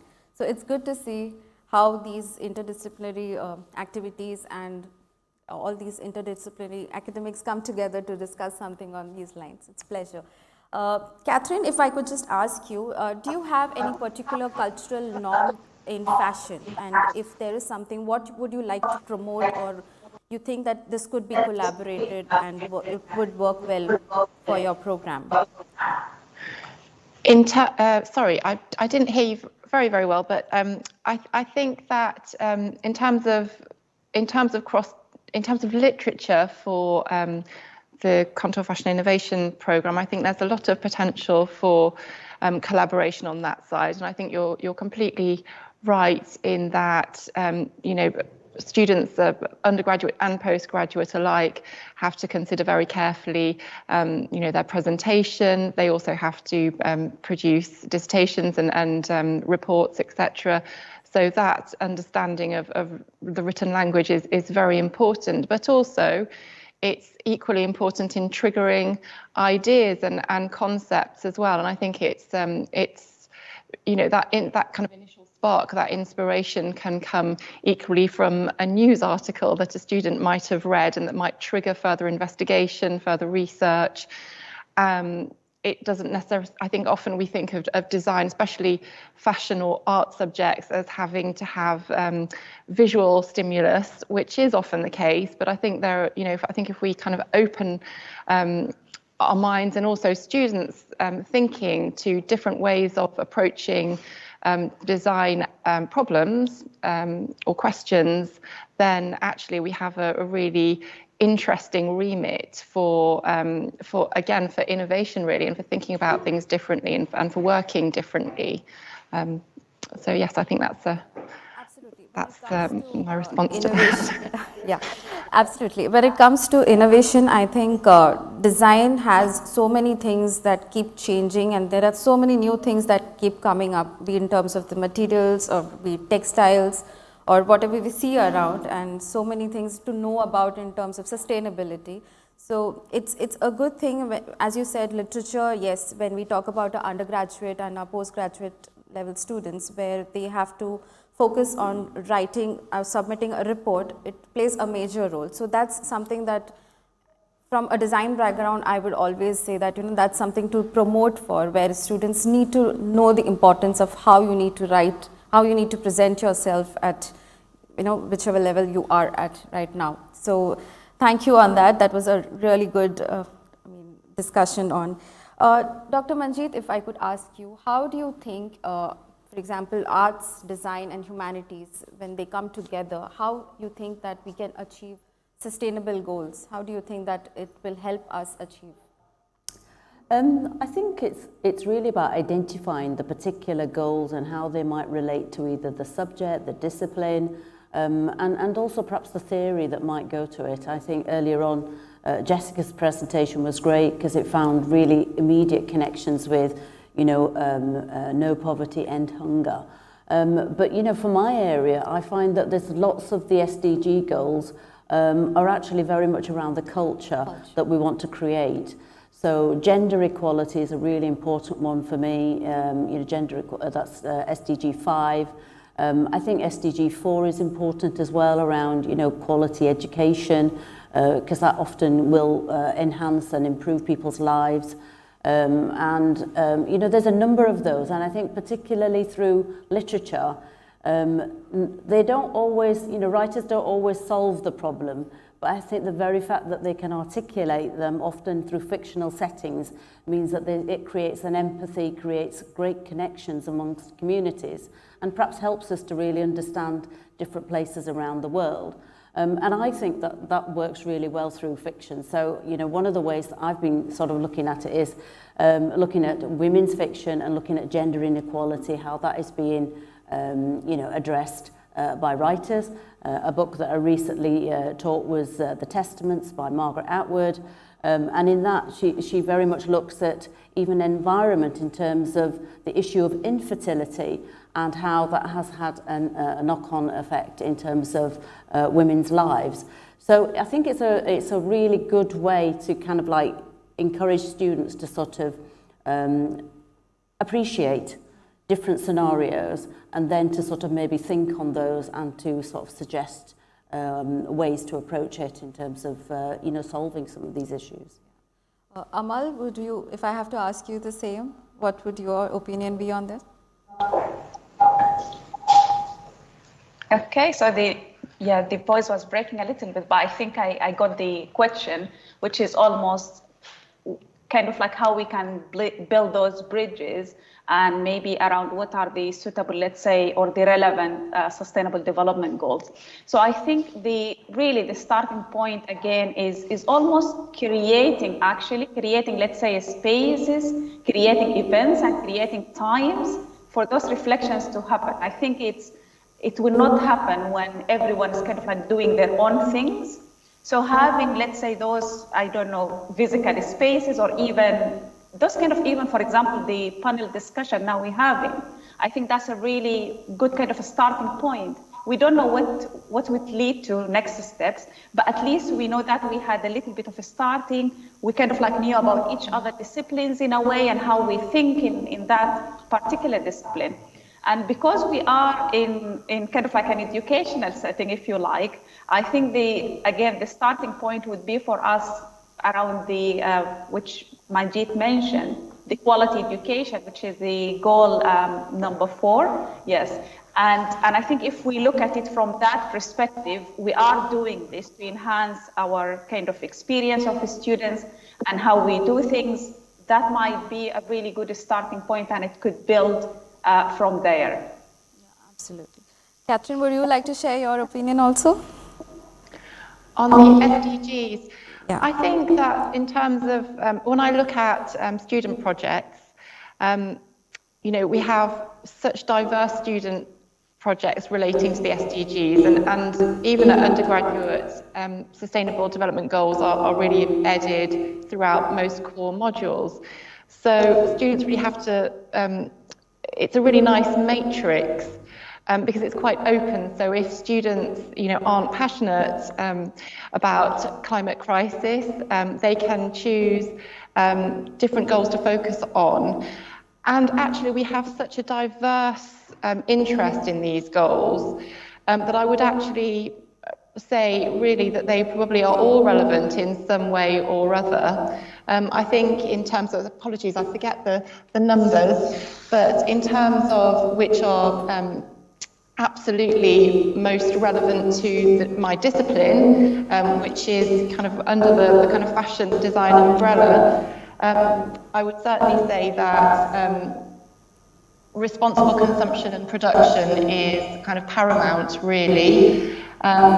And climate action, I think also. But I think partnerships for the goals is really very important as well. And of course, we're in an educational setting, and so good education for all is certainly high on that list also. Also, I think the fact that the SDG goal which states about waste consumption, how waste is a major part in our industry, especially in fashion and in design.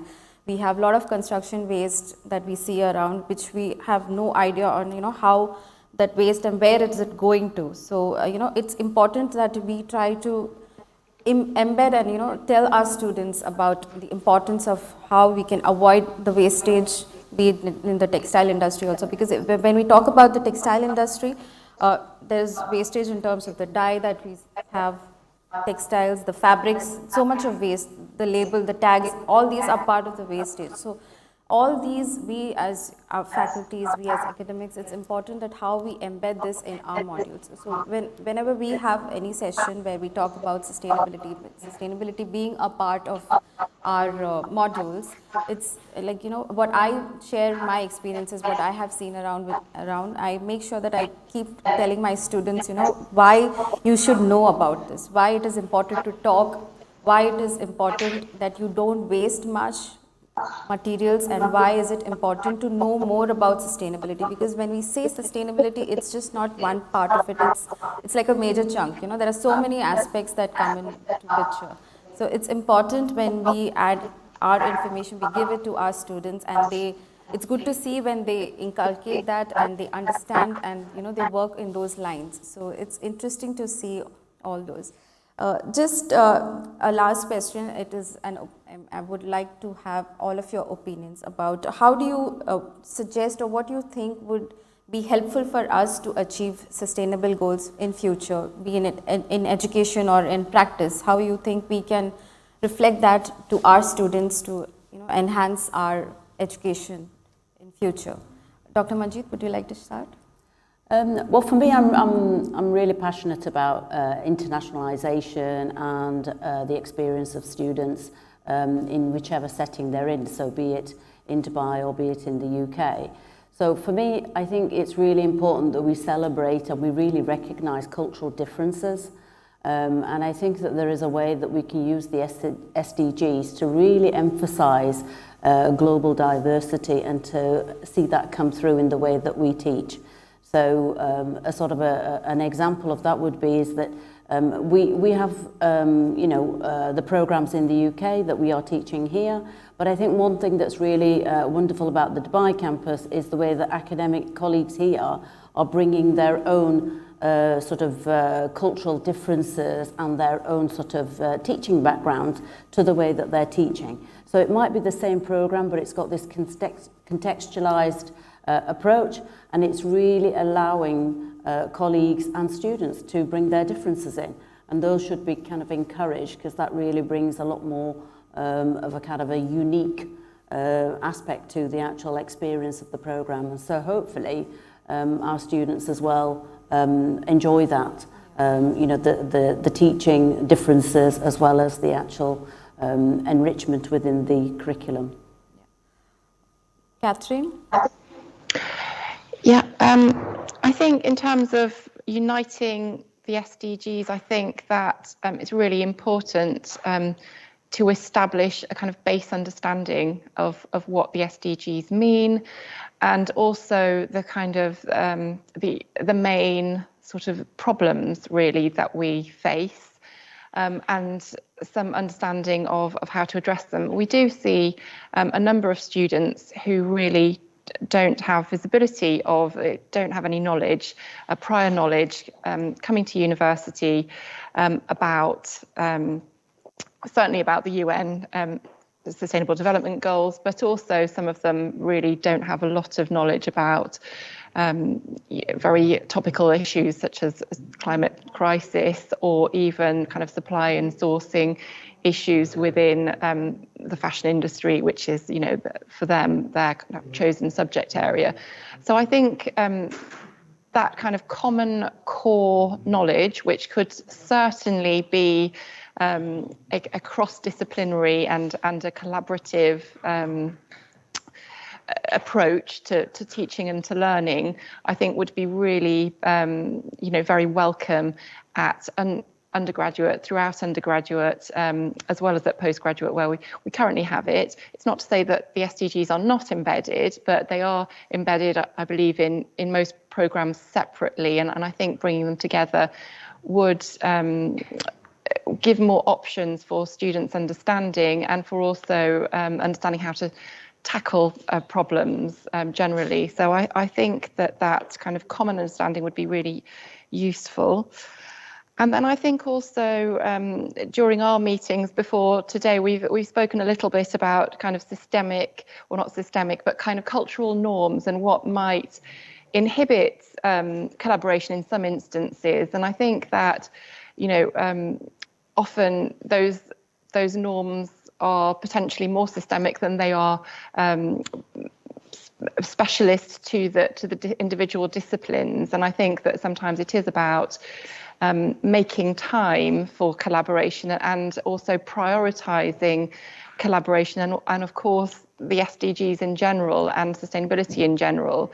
And I think by kind of reshuffling our priorities somewhat, although they are very important to most of us, lecturers and just citizens of the world, really, I think allowing for that time, as Amal, you've spoken about, I think is really key in order to make significant change, really. And I think that as time is a particular issue in some areas of the SDGs, I think some thoughts, some collaborative thought to how we could change those priorities slightly would be possibly a good idea. I think it's And very so today important. It's very important for the students to know what these SDGs are and what they actually mean. And as you clearly mentioned, most of them are just not aware of this fact that what these SDGs are. For them, it's just sustainability that they are more aware of. But when it comes to the SDG goals, they really don't know what it is. And even if they know, I'm sure it's, most of them, they just know something which is pertaining to their program. So they just are limited to those. But like I said, it's beyond your program, it's beyond your discipline. So it's very important that they collaborate together with other disciplines and come together to, figure out what is more important when we talk about SDGs and how do we look forward to it. So Amal, your thoughts on the same? Okay, yes, I think just following on from what kind of like Catherine was saying as well, when the idea is actually the sustainable development goals are kind of like a way of bringing things together in a way. So I think if we adopt the, let's say, the mindset or the thinking, those 17 goals, or let's say 16, if we take the partnership out, the 16 goals are actually real world problems in a way. So those, we are facing them, we do experience them, maybe in different degrees for different contexts, or let's say different regions or whatever. But then kind of, let's say the big picture is those are real world problems. And most of the time when we talk about real world problems, we know they are complex. And to be able to provide solutions, we have actually to cross those disciplines. Is not one, let's say, one perspective, but you really need to see things from different perspectives so that you are able to get solutions. And is really captured within the United Nations, the number 17, which is the partnership for the goals. And even if we look a little bit at some of the reports that has been developed regarding those sustainable development goals, there are kind of like the key actually to achieve them is that partnership. And there is a lot of emphasis around this cannot be solved by, let's say, one country or one nation or even one educational setting, but it's something that we really need to acknowledge. The idea is really, it's a complex, and because it's big and complex, we need to kind of have that wider perspective, and we need to bring different disciplines or even different mindsets, I think, and thinking. So I think to sum up in a way, the sustainable development goals are the things that will really unite us if we take them as those are real world problems, need to be resolved, and we need to find solutions for them. Thank you so much on this. Just a quick question from the audience. Anybody, if you have anything to ask or you would like to share your opinions on today's session?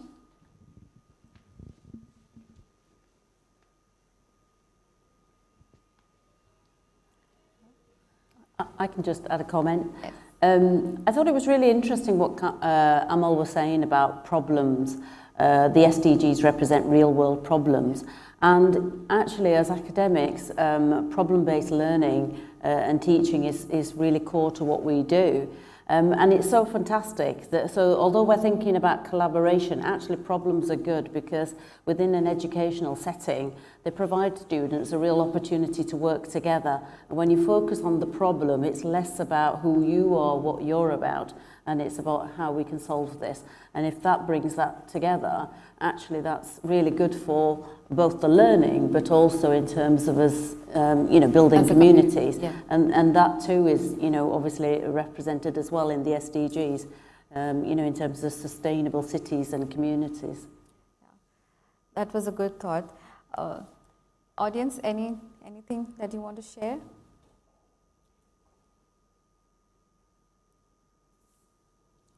Okay, all right. So thank you all so much. It was a wonderful session, and I hope we got to take away a lot of things and points about how we can inculcate culture and try to achieve our sustainable goals. So hoping to see you all soon again for another wonderful session in future. Thank you all. Thank you, Dr. Manjeet. Thank you, Dr. Amal. Thank you, Catherine. It was a pleasure having you all on board. Thank you so much. Have a nice day.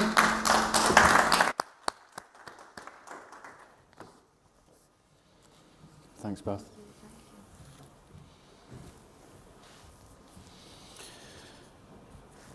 a really important and interesting session there on culture. We touched on culture earlier on in the afternoon, and I think that the discussion there really brought that out, and some fantastic thoughts.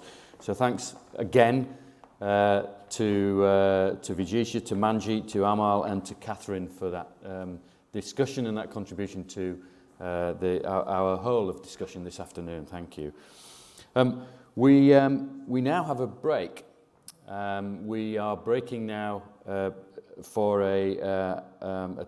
just over a 20-minute break, so we'll return after that at 5 minutes past 4 Dubai time, 5 minutes past 12 UK time.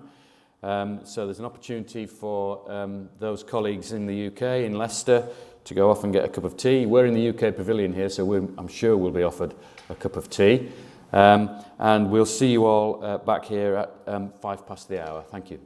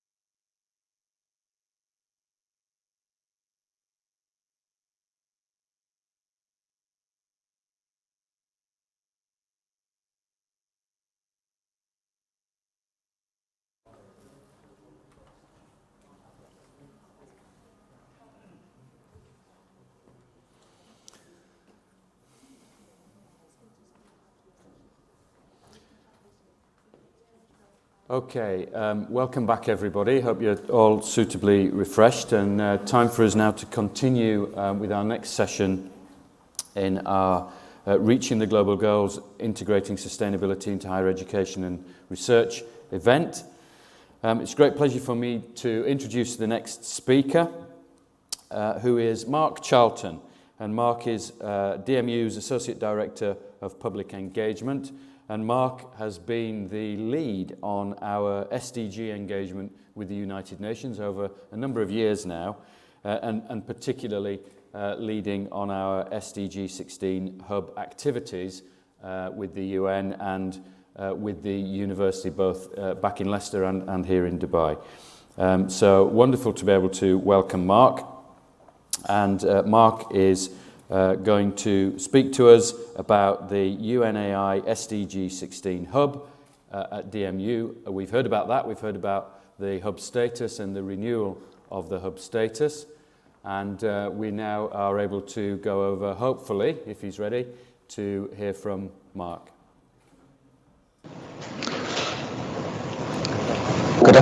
Good afternoon, everyone. He's there. He's welcome ready. to this session. Mark, handing over to you now.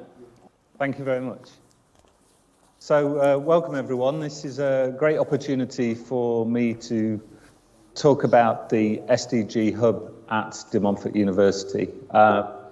In this session, I'll just talk about our relationship with the United Nations Academic Impact, a very brief overview of Montfort University, some specifics about SDG 16 itself, because it's not the most obviously recognisable SDG, despite being a very important one. Then the work of the hub and our strategy, and how we're growing partnerships and engagement. But the most important thing really is this is an opportunity for you to get involved with the hub. And hopefully from the presentation today, you'll see many ways in which you can connect your research, your teaching, your learning, and your participation in aspects of not just SDG 16, but all SDGs. So just moving my slides on.